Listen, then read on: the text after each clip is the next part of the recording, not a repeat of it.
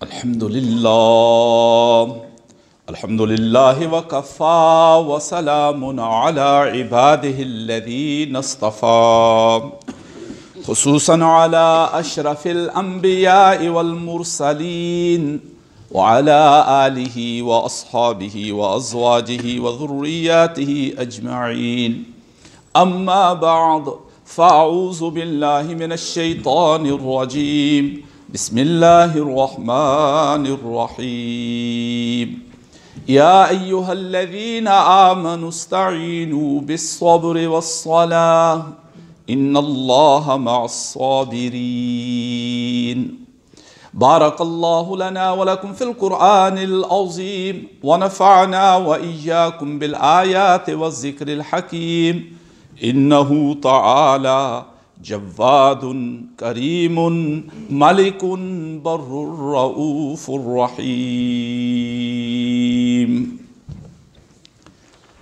For today's sermon, I've selected two passages, one from Surah Al-Hujarat, where Allah talks about how to overcome conflict, and second one from Surah Baqarah, where we are told and instructed we have to be patient because Allah is with those who are patient. In Surah Al-Hujarat, Allah subhanahu wa ta'ala tells us something very simple and very, perhaps we would say, very trivial. He says, don't call people by their nicknames which they don't like. And then it goes on to say, don't be suspicious of people. Don't backbite about them. And then goes on to more things that, this would lead to serious conflict. Today, we all woke up to this horrific, terrible and appalling news about the massacre of possibly 50 plus innocent worshippers in two mosques in New Zealand. We were all shocked. I've got lots of emails and texts from people, and we're all shocked to hear that innocent people who come to worship are killed. And what I want to understand, and I'm sure we all want to understand, what drove that man to this state where he could kill 50 people. He wants to kill. He comes and does this. What is it that drives human beings to commit such appalling crimes? Surah Al-Hujarat tells us, don't look down on the other. Don't look and despise or humiliate the other. Don't regard the other as something to be hated, disliked, something to be despised and humiliated. And in fact, the next verse in that Surah Hujarat, Allah says, Ya ayyuhan nas, inna ja'alnakum shu'uban wa qabaila lita'arafu. People, we made you, we created you from a male and a female. In other words, you have common parenthood. And we made you into different tribes, into different groups, different clans, so that you may recognize, so that you may become familiar with one another, not to hate. So that is really the crux of it. And for us, today, I hope we all want to learn lessons from this. And how do we counter such hatred? How do we counter such wretchedness and appalling kind of crimes? Over the last 2 decades, I've been writing statements in which we condemn terrorist attacks by extremist Muslims and extremist right-wing white supremacists and people who are really full of hatred of the other. So how do we deal with such crimes and such evil? I think there are 3 things which we must do, which will actually prevent us, falling into the trap that these terrorists, these extremists, these murderers want us to do. They actually want to see the world in conflict. They want to see people divided. They want to see people fighting. They want to see bloodshed. How do we stop that? The best way to do that is actually to show we are united. We have our community that is united. We don't look at people's race, religion. We don't look at people's colors. We don't look at which country they're from. Those things are irrelevant. We are all human beings who must care for one another and show, that we respect one another.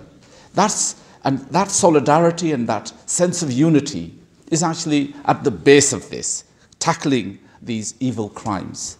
And secondly, of course, Ya ayyuhalladhina amanu ista'inu bis-sabri was-salah inna Allaha ma'as-sabirin. Believers, be patient and seek help through prayer and through patience and through prayer. So those two things, the prayer and patience, God says, should be your armaments. That is what should really protect you from falling into hatred, dislike, and reaction.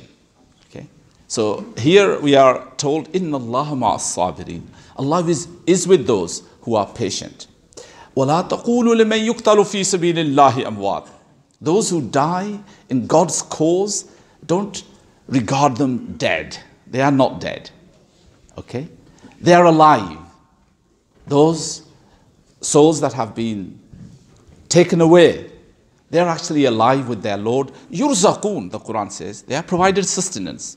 They are provided joy. They are provided the company of the Lord and of the righteous people in paradise. So we need to bear that in mind, that we need to be patient. We need to seek help through our prayers, and forgiveness is something else that we need to be exercising. Something that we're always making mistakes ourselves. Allah tuhibbuna an yaghfir Allahu lakum. The Quran asks, you want to take revenge. You want to be taking your revenge, but you're asking me all the time, forgive me for my sins, forgive me for my mistakes, forgive me for my wrongs. We're always trespassing the Lord's commands and orders, are we not? Sadly we are, knowingly, unknowingly, openly and secretly, small and big sins we commit all the time. And we ask Allah and we expect Him to actually forgive us, because He is the most forgiving. He is the Ghaffar and the Ghafoor. But what about ourselves? Allah tuhibbuna an yaghfir Allahu lakum. Wouldn't you love Allah to forgive you? Of course. But why are you not practicing that? You expect Him to do that to you, but you yourself are not. So I think this really calls an appalling time where we've seen these innocent worshippers killed, and nobody could have actually thought that New Zealand, a place very far away, perhaps most peaceful small country, could have such evil people. But there it is. This is the human condition, and we just need to be strong, united, patient, and willing to realize and recognize our human weaknesses. We're very happy to welcome some of our guests, and after the khutbah, I'm going to ask some of our Christian and Jewish friends to come forward and say a few words to you. Wa akhiru da'wana anil hamdulillahi rabbil alameen.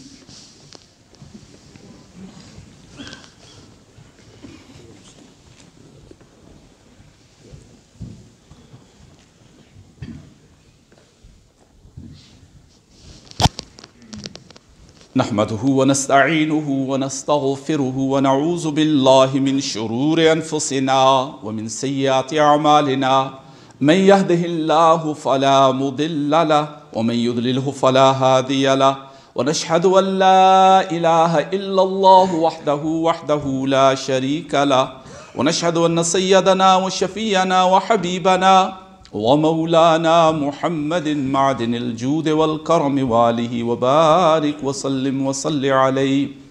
أما بعد فيا أيها المؤمنون رحمكم الله إن الله يأمر بالعدل والإحسان وإيتاء ذي القربى وينهى عن الفحشاء والمنكر والبغي يعظكم لعلكم تذكرون اذكروا الله يذكركم ولذكر الله تعالى أعلى وأولى وأجل وأتم وأهم وأكبر. Before I come off the minbar, I want to do a special prayer for those who were martyred in the two mosques in New Zealand. Can you just all raise your hands and do the Fatiha Sharif?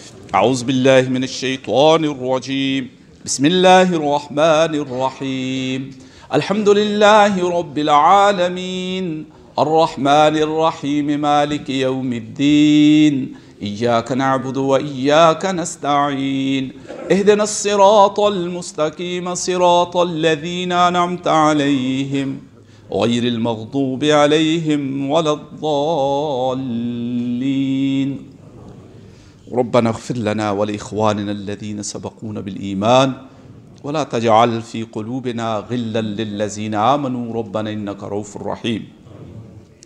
Ya Allah, we ask you to bless the souls of all those who were martyred in the two mosques. That is one of the most holiest place on the most holiest day. Ya Allah, we ask you to bless their souls and we ask you to give patience to their families. And Ya Allah, we ask you to give peace to New Zealand, to our country, to the whole world. Ya Allah, we ask you to bring people's hearts together so that humanity does not have to face such calamities and such awful and appalling crimes in future. اللهم ارحمنا يا أرحم الراحمين اللهم اغفر لنا يا خير الغافرين وصلى الله تعالى على رسول خير خلقه محمد وآله وصحبه أجمعين برحمته.